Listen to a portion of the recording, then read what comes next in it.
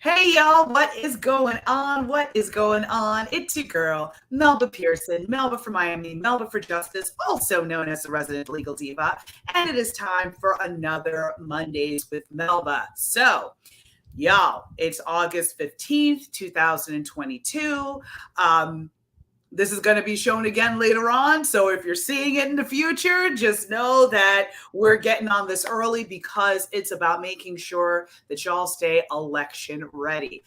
We are just 7 days away from the primary, which is August 23rd, and that will determine who's going to be on the ballot in November in a lot of cases. So number one, make sure that you have an election plan. If you have your vote by mail ballot still, do not mail it, please. For the love of all that is holy, do not mail the vote by mail ballot in right now if you have it, because it will not make it in time. So just drop it off in person at any early voting site.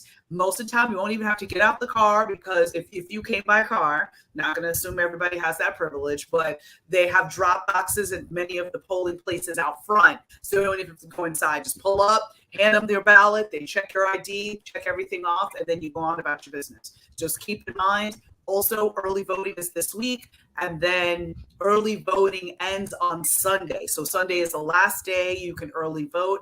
Monday, the 22nd, there is no voting. Tuesday, the 23rd is the actual primary. So keeping all of that centered for folks, but then moving forward, we're going to have to turn out again and do this in November. So the reason why I've got Raquel Pacheco on is because she is going to be on the ballot both in August, correct me if I'm wrong on that, but definitely. Correction, not in August, no primary for us.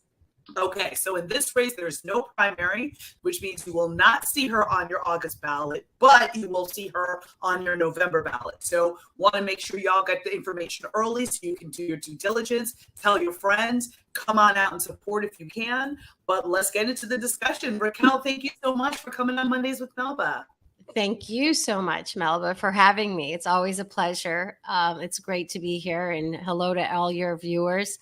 This is a very exciting time of year with a lot on the line. So it's great to be here, Melba. Thank you. Awesome. So you are not a stranger to Mondays with Melba, because you were on previously when you were running for Miami Beach Commissioner, but now you are seeking a different office. So tell us all about that and why you're running and what that office does. Sure, I'd love to. So I am currently in the race for Florida Senate District 36, which covers the southeast portion of Miami-Dade County, all the way out west to Sweetwater. As far as Miami Beach is concerned, it's from 41st Street South. So it's not the entirety of Miami Beach, but it's about half. I'm running to unseat a very extreme incumbent by the name of Ileana Garcia, who was elected by fraud just a couple of years ago in a race that has now become very famous because people have been arrested. People are facing criminal charges because of what happened in that race. And she ended up winning by 32 votes. This is a seat that was previously held by JJR, a beloved senator that we were all very sad to see go, especially under these tragic circumstances. So I jumped into this race in about mid-June. Representative Michael Grieco was originally in the seat, and then he decided he was not going to continue. So I got the call from several organizations, including Ruth's List, and they said, Raquel, we need you. We need you because there's so much on the ballot. There's so much at play here, and specifically as it relates to women's rights, and so they decided to really get behind me, which I'm really grateful for. And so we got in, and so we haven't been in that long, but I'll tell you, we've made some really, really great strides. And I'm very proud of my team, working with Senate Victory and working with a lot of really wonderful individuals who have put in the time and the effort to really get us caught up. And our campaign is really taking off, so much so, Melba, that the attacks have already begun, and that's a little early. So it shows me that my opponent, I take that as a badge of honor. It shows me that my opponent is concerned, and she should be, because we are definitely going to unseat her. Yeah, so let's dive in a little bit about the fraud aspect, because I think folks may have either missed it or not realized what seat this was. But first of all, who is JJR and what exactly happened to result in that very tight 32 vote margin? Sure. So Senator JJR was running, was challenged by Ileana Garcia, and what ended up happening is that a gentleman by the name of Frank Artiles, who has been convicted of these charges, this is not hearsay, this is factual. He paid another gentleman $44,000 to run. To throw his hat into the ring at the last minute to siphon away votes from JJR. So this other candidate who was paid to enter the race had the exact same last name as their opponent. Rodriguez was the last name. Mr. Rodriguez ended up siphoning about 6,000 votes away from JJR, which led to my current opponent winning by approximately 32 votes. So, she is not a representative of our district. She does not speak for us. And she's quite extreme. And we can talk about that a little bit. There's a very significant contrast in terms of her positions and mine. And I consider her to be a danger to us. An actual danger. Well, yeah, we'll definitely dive into that, but I just wanted to clarify for everyone that this was an investigation that went on over the course of about a year, when all of this happened in August of 2020, and so investigation came into play, and then folks were arrested and prosecuted as a result. So this again was very disturbing. And for those who may not know, JJR is Jose Javier Rodriguez. He's a state rep that was that elevated up to the Senate, and again was well respected and was very much a proponent of democratic values. So, so pivoting to you, Raquel. So what are you running on? What is your platform, and what do you hope to accomplish as our next state senator? Well, look, I'd like to talk about the contrast between me and my opponent, particularly on the issues that matter the most to our district right now. First and foremost, at the top of that is choice, right? The issue of choice and women's rights is on the line. My opponent has not minced words when she says that she's for a full ban on abortion with zero exceptions. She's gone so far as to claim that a zero ban would somehow help victims of sex trafficking, and justifies taking away all of Floridian women's rights for that purpose, which, you honestly, you can't make this stuff up. She's a big supporter of the 15-week ban. She voted for it, which I find is already unconstitutional. And as far as this issue goes, about choice, to me, it doesn't really matter what side of the abortion issue you're on. To me, it's about equal rights under the Constitution. And as a woman who has served my country 6 years in the military, I will not sit by while my government reduces me and the rest of us, 50% of the population, to second-class citizens. So it's as basic to me as that. It's about equal rights under the law, and so it is unconstitutional in my opinion. So that, and the fact that we have some real serious issues here as it relates to our cost of living. Property insurance rates in Miami have skyrocketed. I'm talking to individuals on a fixed income, specifically seniors, who are now faced with this dilemma about how they're going to pay their skyrocketing property insurance. And many are facing the possibility of having to give up their homes. I am a single mom. I live in Miami Beach. I'm also a homeowner. I have a child in the public school system. And that hits me hard as well, along with my neighbors, most of whom are upper working class, or at best upper working class citizens.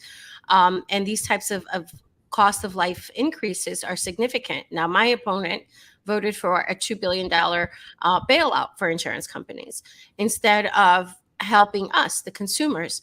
We have to diversify our insurance market. Currently, we have Citizens as the only provider of homeowners insurance. They essentially have a monopoly.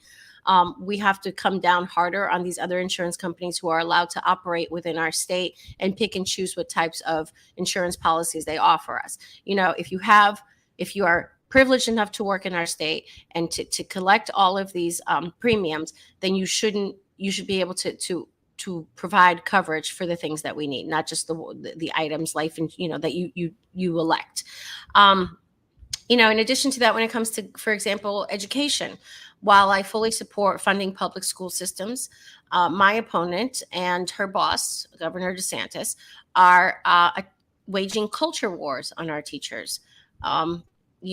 Really taking away from the fact that we have an extreme teacher shortage right now. In my district alone, we have 4,000. We are 4,000 teachers short. And now they're coming up with these, I don't even know what to call it, these cockamamie ideas about, fast pacing veterans through to teacher certification, which, I got to tell you, as a veteran, if I called one of my fellow soldiers and said, hey, buddy, we're running out of soldiers, so we're going to send you some retired teachers, that wouldn't fly. And it's an insult to the teaching profession. I think we should be focused more on incentivizing people who are already in training to become teachers. And maybe we can fast pace that process rather than bring in people with absolutely no experience. And lastly, gun safety. Gun safety is something that not only plagues our children in school, which is abhorrent, but it also plagues a lot of communities in general, specifically communities that are underserved, communities of color. They have lived with gun violence for decades, and nothing seems to be done. My opponent advocates for open carry laws. So as if the situation isn't bad enough yet, she wants to now have everyone, have the right to walk around with a gun on their holster. I protect, I defend, I'm an advocate of the Second Amendment. I served in the military, but I'll tell you, I've had access to these guns. I've worked with them. I've operated them, and I've seen what the kind of damage that they do. And I can tell you firsthand, they do not belong on our streets. So I would, like to advocate for stronger laws and closing loopholes, and perhaps adding an extra level, an extra security measure for people who are requesting or trying to get AR-15s and other weapons of war. There should be some sort of other safety guard in place where not just your average citizen can just get it without, perhaps registering, going through an additional background check. Accountability is what really comes down to. And and I understand it's a tough issue, and I'm not trying to take anybody's guns away, but I think Republicans and Democrats alike recognize that this is not sustainable. What we have going on is simply not sustainable. We cannot allow our children to go to school and get massacred any longer. Enough is enough. So there's a lot of things that need to be done. And as I mentioned earlier, my opponent is waging culture wars. She believes, and she has been quoted as saying, that we should just move on from racism. Apparently, racism is not an issue anymore to her because we had a Black president who was elected twice. And somehow that just negates any, accusations of racism, any wrongdoing by police, any need for,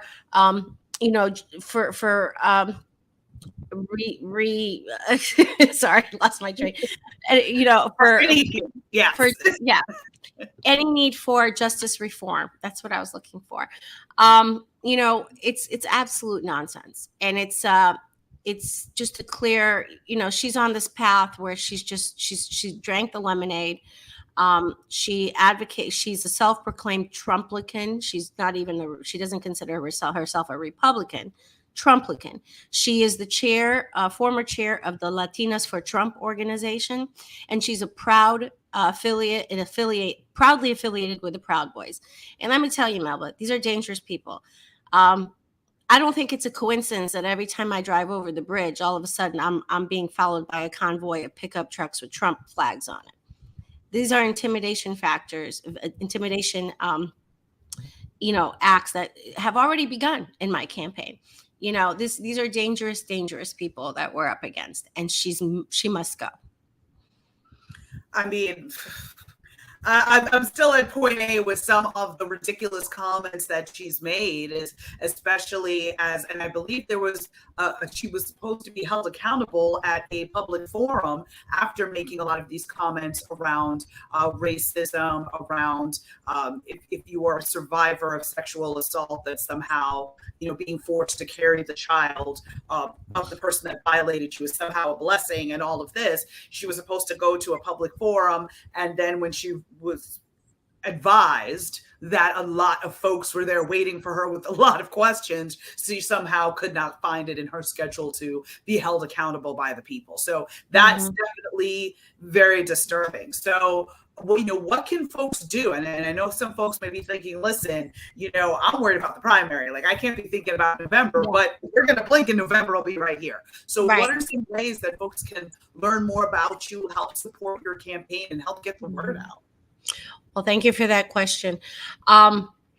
Look, it's all about getting the vote out. It's pretty clear to me how this election is going to go. I'm in an 80% Latino district that is about 50-50 Democrat and Republican. So the NPAs are really what's up for grabs. And the reason I say that is because we are so completely polarized at this point that we can count on people voting according to party lines, right? So what I'm asking folks to do is to just raise awareness. I know primaries are next week. I'm very focused on the primaries as well. I'm trying to help my colleagues, like Ashley Gant and AJ D'Amico, and of course our leader Lauren Book. And there's a lot of important seats on the line here that we have to hold on to or recover. So I'm really focused on that myself, and I've actually been knocking doors with these candidates. This last weekend was AJ. The weekend before was Ashley. We have also Christine Olivio, who's running too. Fantastic candidates. And I really want people to focus on that because it's very important for the well-being of the party as a whole. But as far as November's concerned, folks, I need your help in terms of getting your neighbors, your family, and everyone out there to vote. I am confident, Melba, that women are going to be the voice of these elections come November, and even now in the primaries. I believe that in my heart, because if we look at what happened in Kansas, for example, that's a great example, right? I mean, women are just not going to take it. We have come too far. I'm going to be 48 years old November 2nd. I never thought in my lifetime I would see so many steps taken back, not just as it relates to women, but just everything: racism, education, LGBTQ rights, just equality as in general. I never thought I would see this again. I thought we were moving forward, not backwards. So it hurts my heart. Raising a child who is biracial, having grown up in a family that's very diverse in terms of not just ethnicities, but also sexual orientations. And so it's very personal for me. This is a very, very personal thing for me. And I wake up every morning infuriated at the knowledge that I'm not an equal citizen anymore. So I need folks to get involved. We are looking for volunteers. We are looking for people who are willing to do phone banking and canvassing and text banking. And of course, if you can donate, anything you can donate is, whether it's $5 or $500, it doesn't matter to me. It's about support. And here's the interesting part, Melba.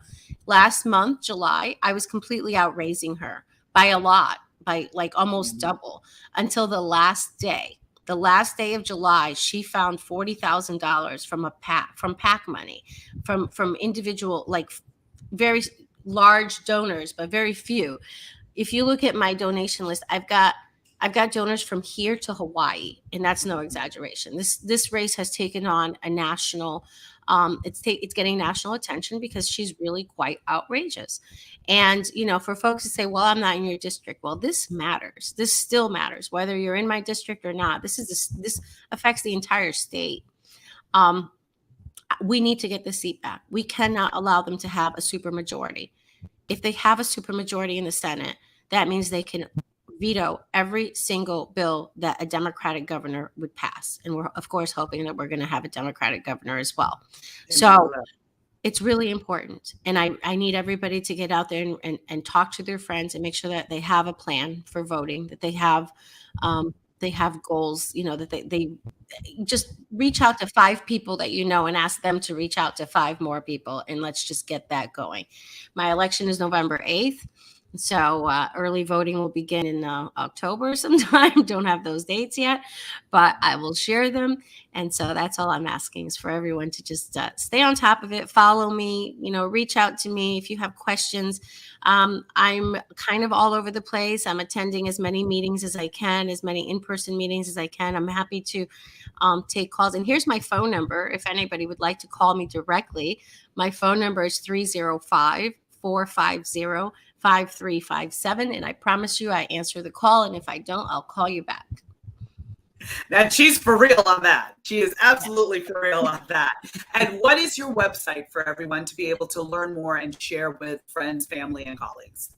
Very easy. It's Raquel.vote. And that's RAQUEL.vote. Not Rachel, Raquel.